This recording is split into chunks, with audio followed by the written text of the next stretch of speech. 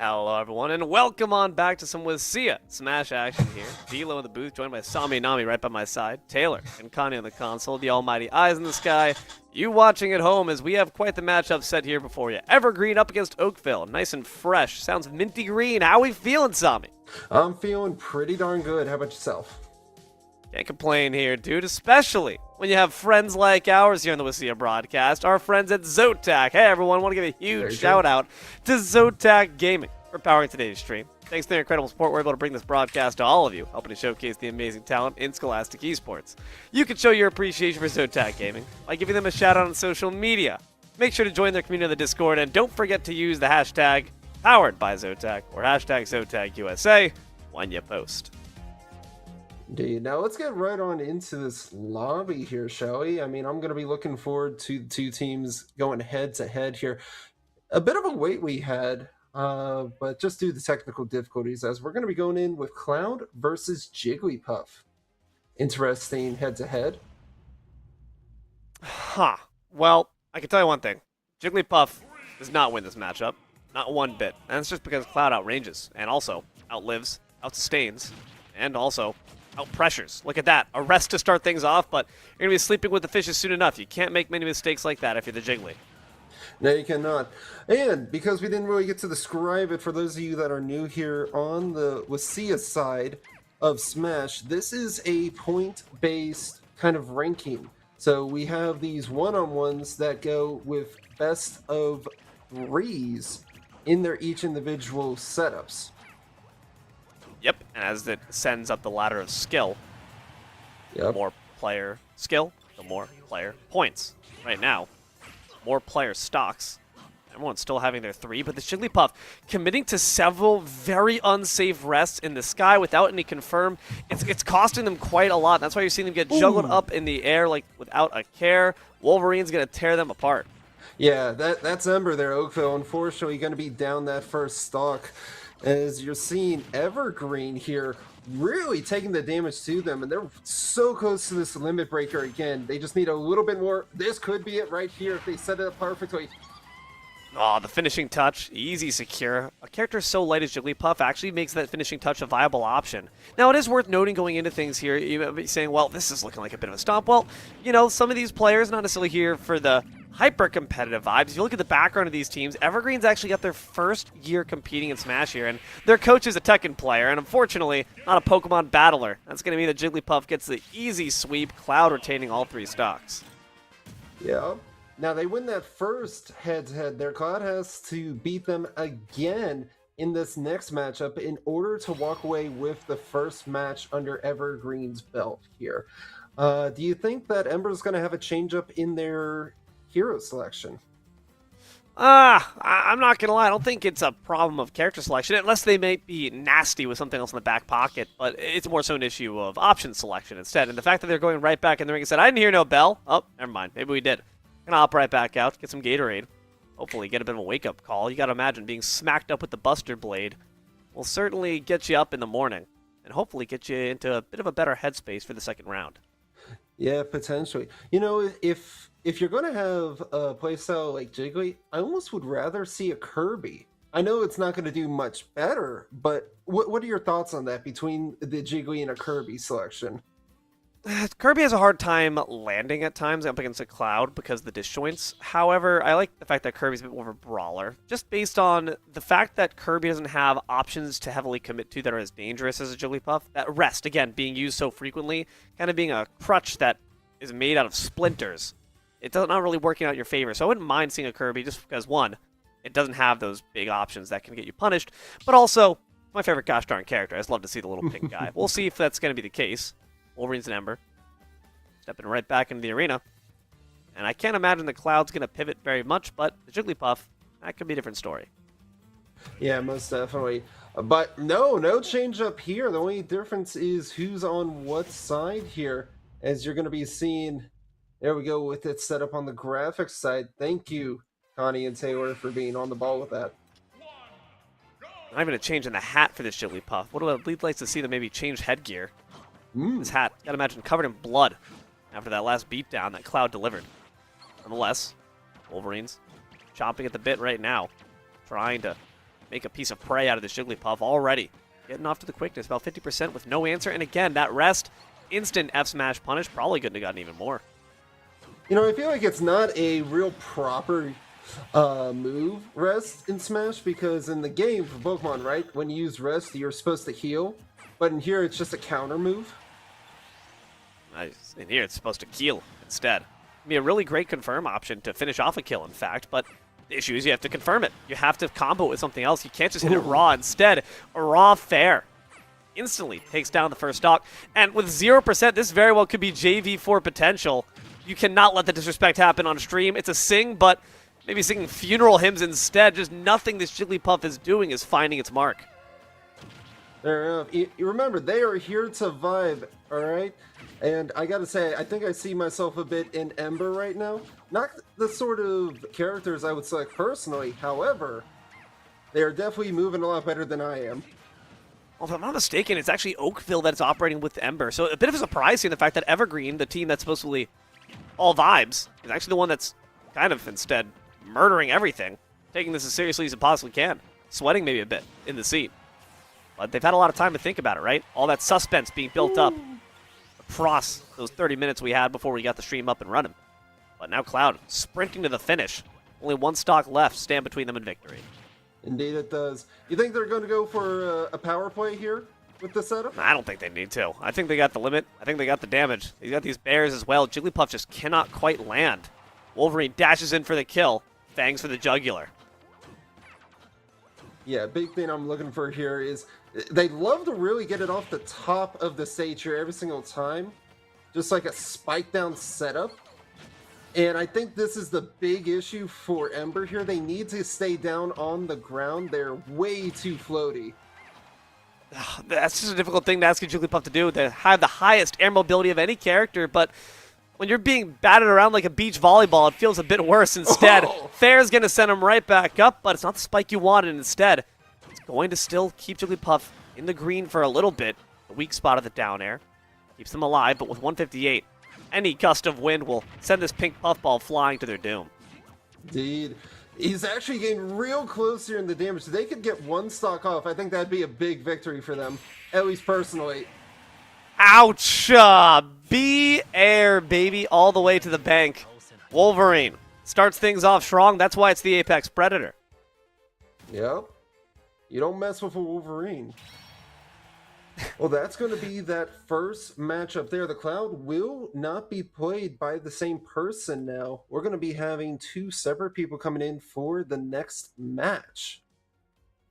I mean, that moment was just destructive. So, I mean, there's no other way to say it. That Jigglypuff, you know, you expect at the bottom of the ladder, there's going to be disparity in skill. I think, especially when it comes to the bottom and the top, that's where you might see the largest gap. But that's okay. There's plenty of room to improve from here, as well as the fact that, like we said, the points matter just a little bit less at the bottom of that totem pole than they do at the top. That they do. But every little thing starts with a good, solid foundation. So you try to get as many points as you can from those early on matches. So that way, when it does get to the later ones, you either have a very dominant, guaranteed win, or it's a very close matchup. That can go either way. Coming up next, Oakville's got Ashcat waiting in the wings. Evergreen has Storage Bag, and hopefully Oakville's joy is not going to turn to ashes in their mouth. Oakville, for their right, only having their second season to Smash. These are two teams that are a bit wet around the ears. Two teams that kind of new kids on the block trying to establish their name maybe a bit more as Oakville, since Evergreen is the vibe tribe. But nonetheless, Oakville last year had about, or 2 years ago rather, had students that actually made it to the States, but were beat out in that first round. So maybe a bit of a chip on their shoulder, maybe trying to prove themselves a bit more through this ladder through WSSEA.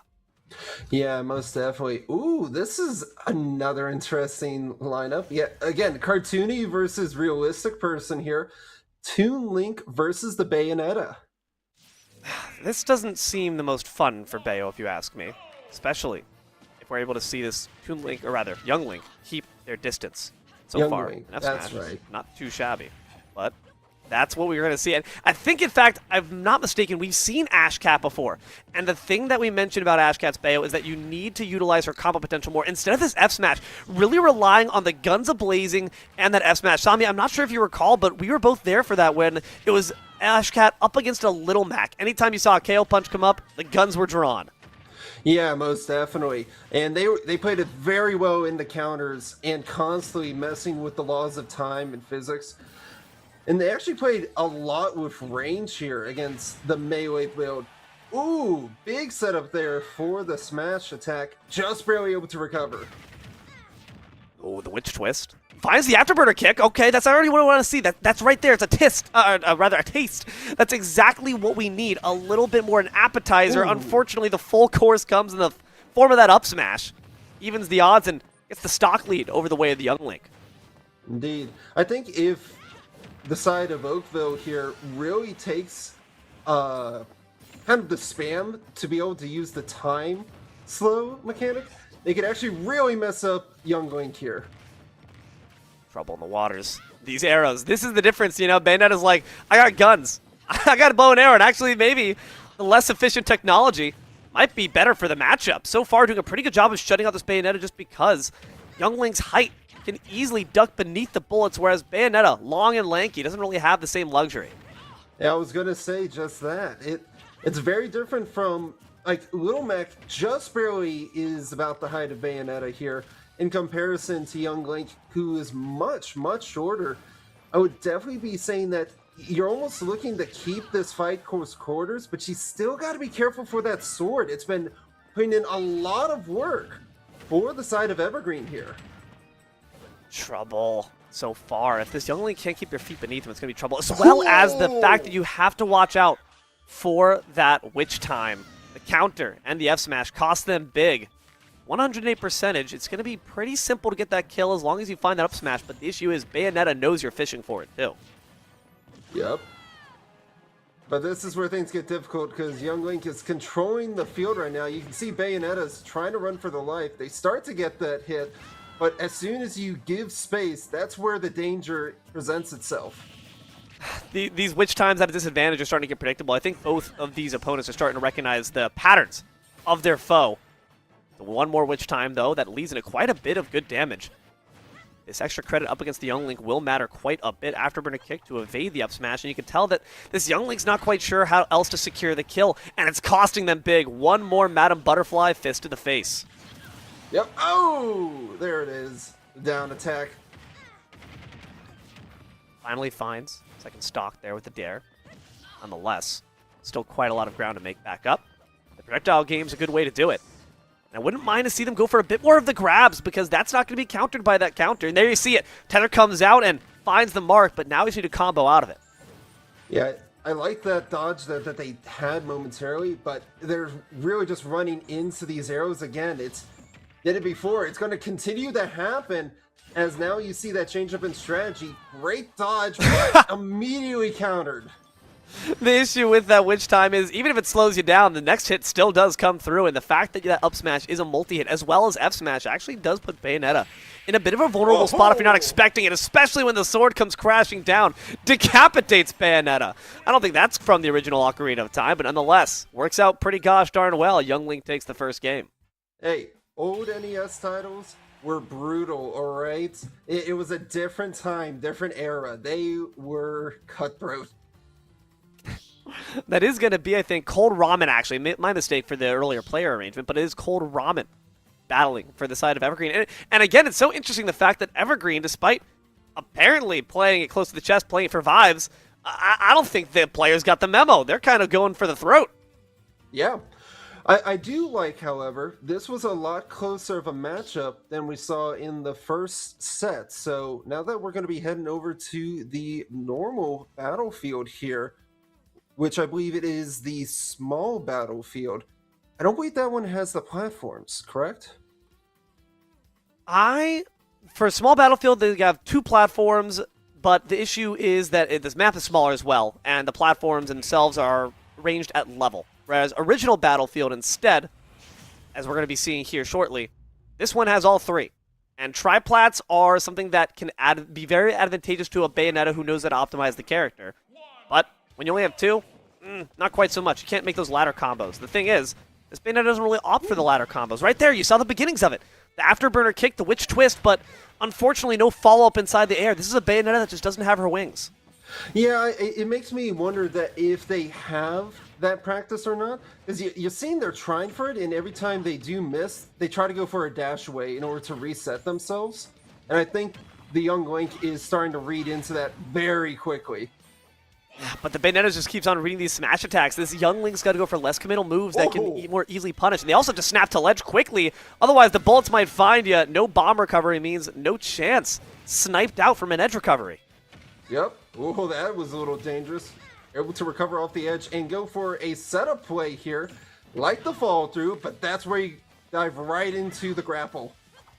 Okay, so the thing this Bayonetta player has got to make sure they're keeping in mind, and I believe that is DK Latouche, is the fact that you need to use a second afterburner kick inside this guy. Once you hit them with one, you can find the second, and then you can lead to a second witch twist and then the up air. That's the optimized way to find the most damage possible, and that's how you really want to play Bayonetta to the nines. We'll see if that ends up being the case. The bat out of hell keeps her safe from the dare. It's been another reliable kill option here so far, this young Link. But again, what's in your bag of tricks has got to be a little bit deeper, because young Link has got several options to kill, including what we just saw there.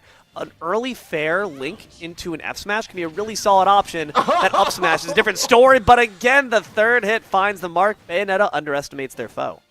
Yeah, I was like, great witch time there. But when you continued to just cartwheel forward, I just thought to myself, oh no, you're walking right into it. Hitbox is still active. You got to watch out, but same with that Madam Butterfly F smash. It's been so effective. Young's got quite a lot of ground to make up here. 58%. By no means is this Bayonetta in kill percentage here for Cold Ramen. No, but they're starting to set up for those combos again. If they can continue on this loop, they actually could have potential to take out this last stock, given that they're up by 1. Once again, tries to chase him at the disadvantage, but once again, the witch time comes through. Grab punish, but no ledge pressure. Gotta try to keep this Bayonetta off stage, just gain more hard-earned percent that way. Instead, you're eating quite a lot of damage yourself. 30% is not insurmountable, but able to avoid the witch time and respond back with the F smash. We've got ourselves an even match.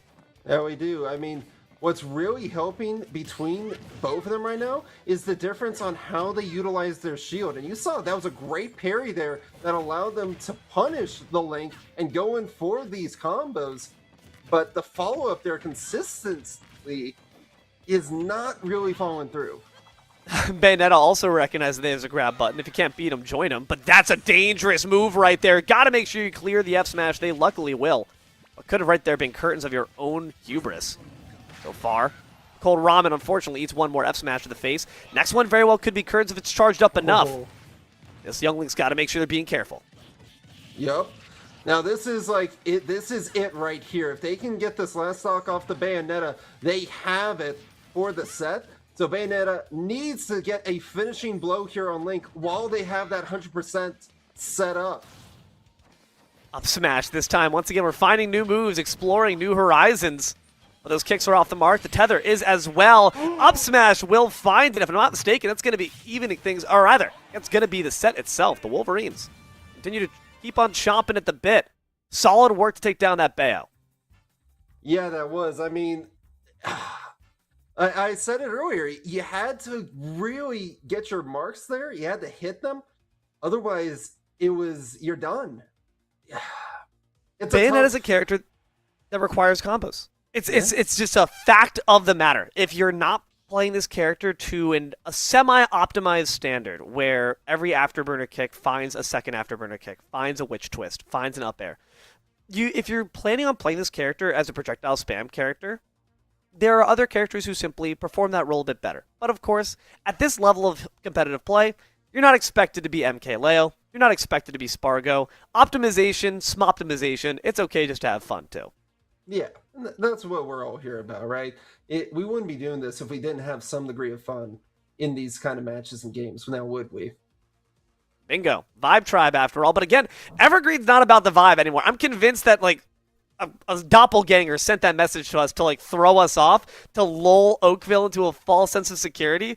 Because this is anything but, man. They are here, they're lean, they're mean, they're killing machines. They're killing it, absolutely. 4 points on the board. If they win one more here, now the pressure's really on the top members of Oakville, because if they lose another set, it's curtains. We're going to play all 5 sets no matter what, Sami, but the actual stakes for victory hinge on this match right here, right now. Interesting. Now you got a similar build in terms of height to one another. However, this is where you have a bit of a brawler versus a utility sword user. Ooh, this could go very either way. I feel like it will go the way of Mario though, just for the consistent combos that Mario has against Link. Well, he's got to be able to pull them out, but right into there, up air and up air just proves to me this guy knows ball, and we're starting to see them on the super jump punch as well. 65, 78%, all unanswered. It's a good day to be an Evergreen fan. Indeed it is. Now, this Link here needs to really utilize their kit here between the arrow, sword, boomerang, and bomb as needed, I think, to really trip up this Mario. Okay, but also they need to make sure to utilize those tilt attacks, the small things, the get off me options. Let a teabag there in the middle of neutral? What? You're crazy. But so far it's working out okay. Even Stevens, though Mario does have a bit more heft to their name, what they definitely don't have is range. There's no sense in trying to go for a stall-out war. Between the bow and arrow and the fireball, Link's going to win that one 10 times out of 10. Yeah, there's that possibility. Oh, the reflect there. Nice cape play. That's something that they are also going to have to keep in mind. You can't get too predictable with that cape. The super jump punch actually beats out the dare. It's been a consistent option here for young Links across the world. Whether it's on Evergreen side or Oakville, you got to make sure you're not relying too heavily on those stall and fall drop attacks. And look at that. One reflected arrow, 22% Sami. That is not insignificant damage. No, it is not. A real interesting thing here. You got yourself at almost 150 now against Link, and you're still doing a beautiful juggle. However, now going to be losing that stock. You still have the advantage where 70-0. I mean, you can see this young Link is just not quite sure if they want to stick around, if they want to run away. So far, I believe it's Elijah on this young Link, trying to utilize their distance properly. But the issue is that cape. What are you going to do about it? Seems that Mario is overall winning these trades, though the last few have gone their way. Decides to sink on in and go with the cape, flips him around, but actually does not trip him up for long enough to avoid the dilt. Let's see if they get the kill. 89-94. One solid combo could do it, but this young Link seems to really prefer the projectile down air game, whereas this Mario certainly has got some decent kill confirms from this up air into up B string. Yeah. Or that. That fireball had a bit more pack to the punch. Now, something I do want to possibly see here in use is the ability for that grab that we saw the prior young Link utilize. I think that could mess up the playstyle Mario has here. One more F smash for the books. Unfortunately, Hero Spin gets a Hero Spike right back. After all, they are both the main characters of their games. Mario's used to having the spotlight on him. Says there's only room enough for one of us on this small battlefield. A super jump punch whiffs, but finds no punish.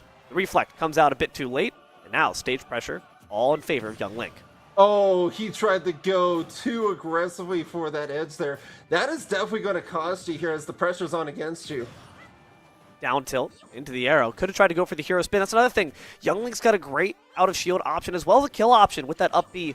Instead, it's Mario who's utilizing theirs to the fullest extent. Want to really see Young Link try to find a kill option quickly. Still two stocks to chew through, but instead it's Mario reaching for the skies. Yes. I like the idea that I'm seeing here from the Link utilizing that. Oh! He Tragic fell SD. like a stone in a pond. I don't think they knew that they were off stage. I think they might have thought that they were just trying to, I guess get back on, but you could tell they didn't want to fast fall there to their own doom. Unfortunate way for that match to end because there were moments where it looked incredibly close, Sami.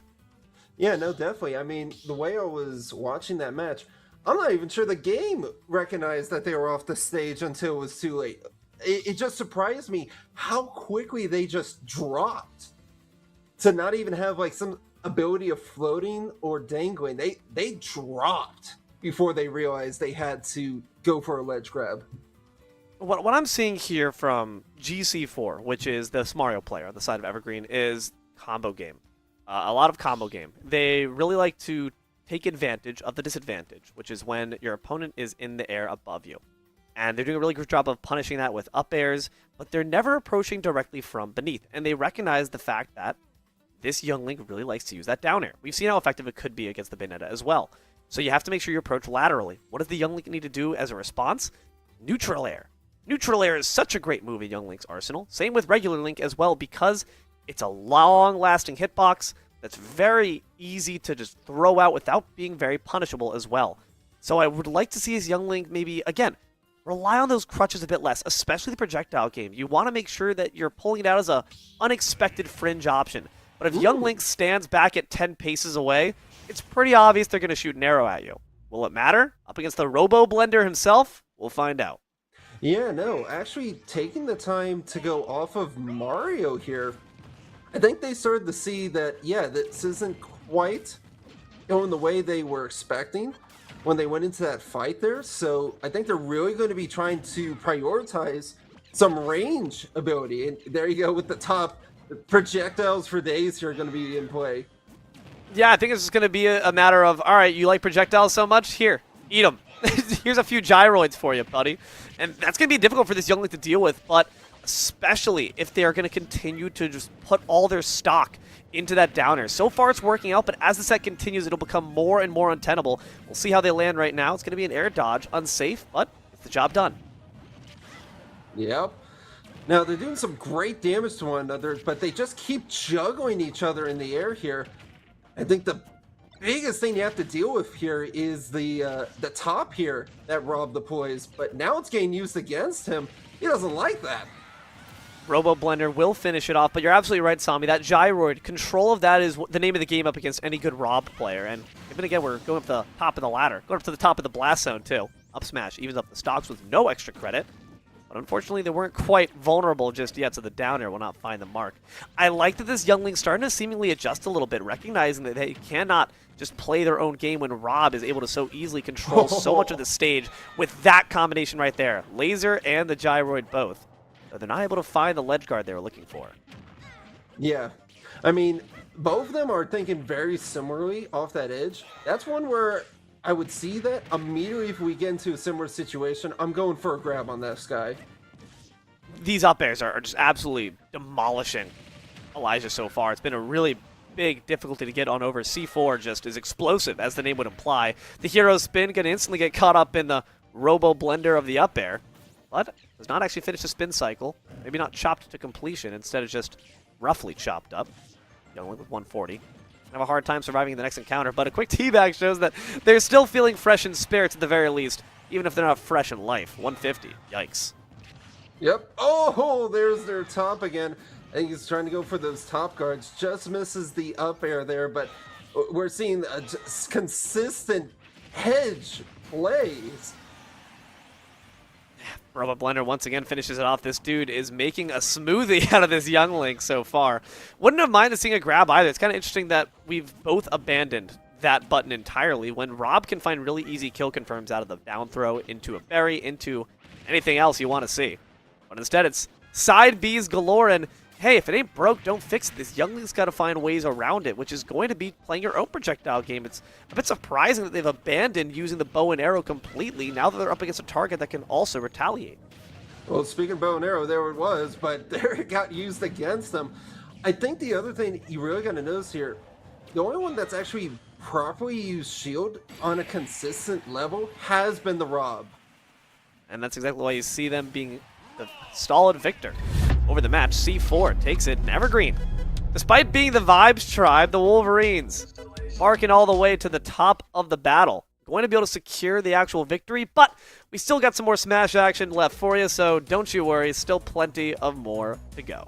Yes, indeed it is. I mean, it's a bit disappointing to see yourselves go down 3-0 like that, but it's not the end-all be-all. And unless I'm wrong here, no, we're only into week 3, so it's not like you're done for the season either. This is a great opportunity to learn as well, because you're playing against a fairly good team, and they recognize that they can't just play the characters they want. They have to adjust, right? They have to change up some character selection, because you saw it there, the Mario was having a little bit of trouble. The Bayonetta started to find their way in, just had a wrong kind of encounter when dealing with the Toon Link. So in those two separate cases, I definitely think there was an opportunity, a chance for them to get points on the board. It really just came down to your rotations and consistency, because these players, but on both sides, like to play with patterns. up next on the player counts, Birdman versus Bowser, and I wanted to guess what Birdman's character was going to be, but Bowser's not really leaving much to the imagination. Adding up for Evergreen there is the big bad Koopa boss himself. Definitely not what I would have expected from Birdman. I thought it would have maybe been the Banjo-Kazooie. Instead, it's the Pythra joining the fight. Yeah. Well, you know what? Out of all the names to be named here for the side of on Evergreen, the player's name is Bowser. Like, if that doesn't shout your main, I don't know what does here. It's very accurate, I'll say that much. I do appreciate some good thematic consistency, but I also appreciate some good super heavyweight gameplay as well. And that right there shows me they know exactly how to play this character. Don't know what to do? Up B. Shield? Up B. Easy peasy, lemon squeezy. Have trouble anywhere in the jobs? Up B. Everything's going to be solved with up B. It's just blender after blender. Evergreen really like to get their macros out here, and they're trying to make a Mythra smoothie. Instead, it maybe gets a bit too tenderized there by the down air, but it gets the job done. First stock's already off the mark, and we're starting to build up the second. Yeah, this is where you really got to be careful when dealing with this Bowser. Like, you would expect Mythra to have control of this field, but no. This Bowser actually is playing it very close. Do it again. You're just here for it all. Up tilt. You're not real. You're not real at all, Bowser. I see you. Up B. Dang it. All right, well, that's going to be the punishment. Instead, it's an up B that comes out from the Pyra, and that's exactly why she wins that exchange and not the Bowser. Well, since you're going to mention it, he's going to use it here, right? He just has to. In the air, it's a bit more difficult since you actually end up going airborne, but on the ground, it's just such an effective out-of-shield option, a burst option. Like I said, they touch your shield. If they're breathing next to you, why aren't you up-being right now? A Photon Edge nearly gets grabbed, but narrowly evades punishment. Nonetheless, 110. This is risky stuff for the Mistake Mythra, given how light she is, but you really want to try to find that combo damage. There's the up B. I liked the go for the smash there, the prediction. It was just unfortunately a little too early. Ooh, what a parry. Foresight? That will take that Foresight any day of the week. Narrowly evades death. Now the Pyro's back out, 77%. You need to build up a little bit more before you can find the kill, but they do have some significant range, and now Bowser could be in trouble. Yeah, most definitely here. They tried for that down air. Ooh, that's a very all-in attack there, going for the slam. That was so risky, but it's actually going to work out just because the Aegis recovery is so poor. It really should have been lights out there, just unfortunately could not close the range for that F smash necessary. Nonetheless, a great spot dodge leads to a really solid up tilt, but without that range, it's going to be harder to find the kill. That up B is not hitting the same way it was before. No. And I think that's because they're trying not to be predictable here, which I respect. I respect that greatly. But these grabs that they keep trying for have been missing. Oh, there it is. The seismic slam, dutta, so much damage, 44, 174. This Bowser's not going to live forever, but still can take a few more hits, especially with a few more whirling fortresses. Oh, tries to go for the call out, but instead, they're the one who's got your number. This could be trouble. One more seismic slam, and Pyro's already at 76. I think he's going for the smash attack here. No, the fire. Neutral B, are you serious? Does a great job of calling out the spot dodge. They knew exactly what they're going to go for, and they punished accordingly. Now it's the dash dance, the scariest thing. You can see the King of Koopas, dude, tries to go for the neutral B charge, but instead eats that spiky shell right to the dome. It's going to be a first-round victory for Bowser. I was most certain when that sword arc was going into Bowser's back that would have actually overridden the down air there. But would you say the sword art was online? Hmm?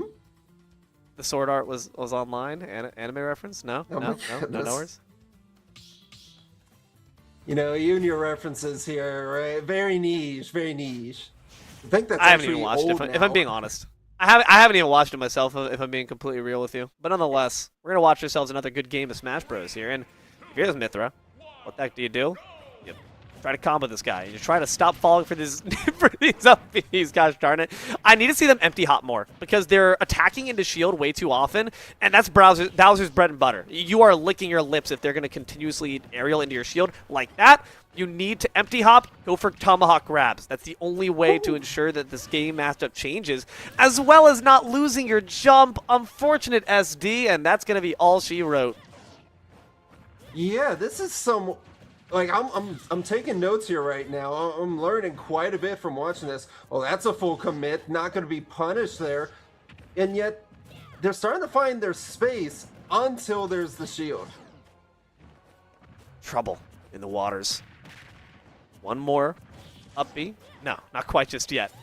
I think they're starting to learn a little bit. They're trying to call out this gameplay. They're playing more patiently, too. This Pythra understands the matchup, but the question is, can you actually make the adjustments? To know is half the battle, but then to make those action steps for victory, that's the harder part of that equation. Indeed. Ooh, that was a great block there. But the follow-up, I think they overcommitted on the smash. Okay, Burpman sends Bowser to the skies. A solid dash attack read as well. We're actually doing a pretty good job at catching that disadvantage. I love the lack of committal options and the down air to cover nearly everything at ledge. That move is 180 degrees of pure danger. Manages to actually get that first stock off without eating too much extra credit. Yeah. Now, the one thing between the two of them, I think the Pyra actually is going to have a lot more value against this Bowser. You're seeing that these big damage or long-lasting kind of sword presence has been putting Bowser into a bit of a bind. But it's all about making sure to get Pyra in that position where she can. You're absolutely right. This Pyra's been really effective, but it's the Mithra that puts her up on that pedestal by getting Bowser up to those higher percentages to allow Pyra to go for the kills. That's why you see them rising up to 74 with the quickness. Now might be the time to go to that Pyra, and exactly that will be the case. A nice little prominence for Volt, and already Bowser's at 98 so far. Burbman's actually got the lead of this one. Yep. Oh, not the seismic. This could That does spell some solid trouble. damage. At the ledge too, the read with the F smash hits them right through the blazing edge. And that instantly changes all the momentum. Nothing will suck the vibe and the air out of a room like a Bowser bomb. I can't believe I just witnessed that. That was between you and me. Don't get me wrong. I'm very biased to Bowser, but that should not have happened. It's the invulnerability that happens to the feet, I think, and also just the heavy armor, rather, that is on that attack. Once it's in motion, you can't stop it. What happens when an immovable force meets an unstoppable object? We're seeing it here on the screen. Down air actually finds the shockwave, but that dash attack is going to even the odds. If not, though, the percentages. 81 is dangerous. One more big boot to the face, and Bowser takes it home. Listen, I am a huge fan of drop kicks because when you're going for them, it is a full commit. If someone says, wait, just hold on, it's already too late. You can't stop when the momentum's gone. Annie, are you okay? Are you okay? They're not okay. That was rough, dude. That was hard to watch, unfortunately. After so solid adjustments being made, actually, that was really solid by Birdman. I think across this series, we saw them understanding the ebb and flow a bit better. They were trying to make reads on the Whirling Fortress. We didn't see nearly as many up Bs for a reason. It's because Bowser recognized that, hey, Birdman's starting to kind of catch on. Birds are pretty smart animals, you know? They got big brains. You ever seen a corvid? They can recognize patterns. They recognize shiny objects. They pick them up. They take them right back to you. And they almost got that shiny victory. Sadly, it slipped out of their beak. Fair enough. Now, we are going to be heading to our fifth set. Man, it seems like everyone loves the battlefield. It's tried and true. Why go anywhere but the classics, you know? And speaking of, classic matchup here. Luigi, Captain Falcon, some good old N64 staples. Some nice shiny coats of paint. On the battlefield we go, and this could be dangerous. Always the 0% you want to look out for. Always that grab you want to watch out for as well. This Luigi's trying to fish for their easy 0-to-death combo, but instead decides to break the ice with a dash attack. Indeed. Now, this is something different. This is probably the first time on Battlefield that I've seen the third platform. Well, that's because before it was small Battlefield. Now it's OG Battlefield. And that very much favors Captain Falcon because they've got this right here. These up air combos you can easily reset on the platform. That up air you could shark through. That down tilt. I think they might have not been able to catch the jump, but they can't quite get the recovery. It's a great roll read attempt there with that F smash, but doesn't find the mark. The dare, though, will take it out. Captain Falcon off to a hot start. Yep. Now, that's something silly. Battlefield small, they're literally the same size. I don't know why Captain Falcon actually decided to challenge the charged up down smash, but they will eat quite a hefty amount of percent for it. Nonetheless, has stage control, tries to go for the disrespectful spike, will not be granted. Instead, it's a quick chop to the ribs, and we're back to even Stevens. That we are. Now, I know it's a meme thing to execute because it's such a long build-up. On some of these edge guards here, I would love to just see a neutral Falcon Punch. I feel like that could do such good damage here to the Luigi. The question is, at this top of the ladder, right, these are the two best players these teams have to offer. Can you get one off? You have to make a really heavy read. You got to make a really solid combo. It's Luigi trying to find the same thing, but instead they're getting dribbled like a basketball. It's a solid up air. But they will actually get the re-grab and force the ledge trump. Nonetheless, a back throw gives Luigi the stage pressure. The raw Raptor boost nearly spikes them. We're all playing off stage. Everyone's going full ego to the max. But who ends up coming away with the kill? Luigi recovers high, and both members are safe. Yeah, but not for long here. They're playing very dangerously off this stage. Now it's Falcon setting on up for a smash. Oh, dear God. Yeah, there's no way you're getting that one off. It's a downer to try to meet them, but the Falcon dive actually finds them, and the tech is not there. The air dodge comes way too late, and Luigi sinks to their ultimate end. And finally, Oakville put a victory on the board.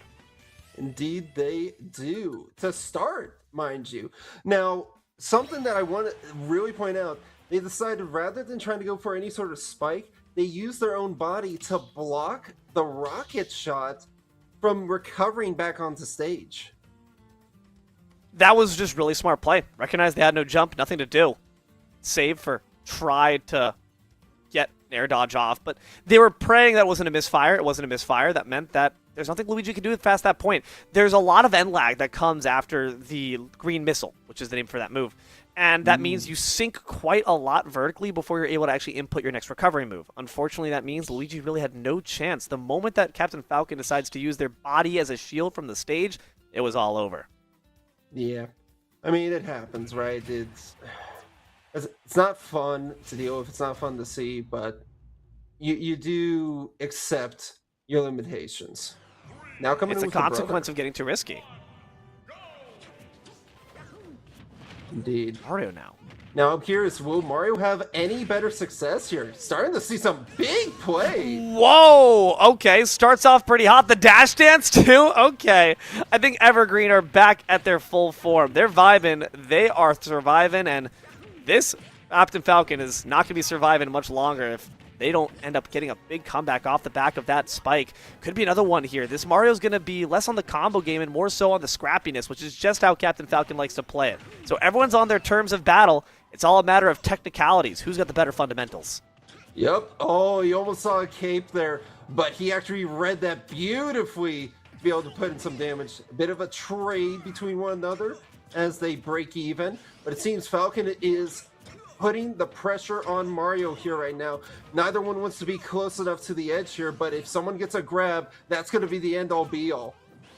These raw Falcon kicks are making me raise an eyebrow. Y'all can't see it, but that's going to get punished at some point. The Raptor boosts are a bit more difficult to get the same kind of punish off a back air.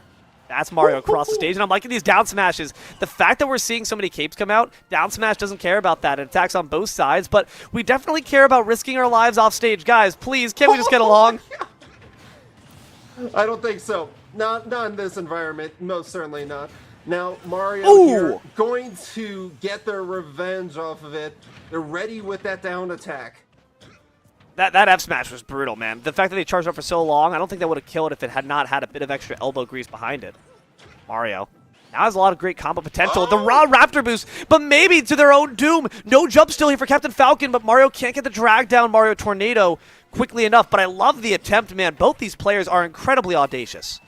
That they are. Love that follow through there. They almost got him off screen. It's really up to Falcon here to get a big combo play, but that's a lot harder said than done. Oh! The big spike. We're talking about animes. That was a Haikyuu Hinata level attack. Got the weirdo quick going in, and that first stock went down with the quickness. It's exactly why we see things being reasserted back in Evergreen's favor. It's Calamari 2, baby. And they're trying to make this game 3 in their favor. Can Oakville get their one and only set victory, or will Evergreen deny them even that luxury? I mean, that's a great question that you have there. I'm thinking to myself that we definitely could have a big opportunity, but we're going to be heading to Smashville next. And I gotta say, I'm not too certain about the two of them, I really think it depends on what Evergreen is going to pull out here. Are they keeping the Mario? Are we going to see a change up on the Falcon? It's these really niche things because when the platforms come into play, it could really mess up their combo styles. Well, what's so good about Mario and Captain Falcon is both of them kind of love a platform because they can extend their up air combos so easily off it. We've seen these chain combos more so in favor for the Mario where they use that super jump punch. Captain Falcon can do the exact same thing. All it needs, one grab, one up tilt from this Mario, and all of a sudden, you're skyrocketing to 60%. How did that happen? We'll find out as we hop to what's going to be our last match of the day. Whoever wins, whoever loses, someone's got to get all the marbles. Indeed they will. You're going to see here first damage being taken by Mario here, who quickly returns the favor. Trying to see how they can go forward with that grab. Falcon has an opportunity here to really combo it up, and I think they're set to do so. Everyone take a sip of grape juice every time you see an up air come out. You'll have a sugar high by the 3rd minute.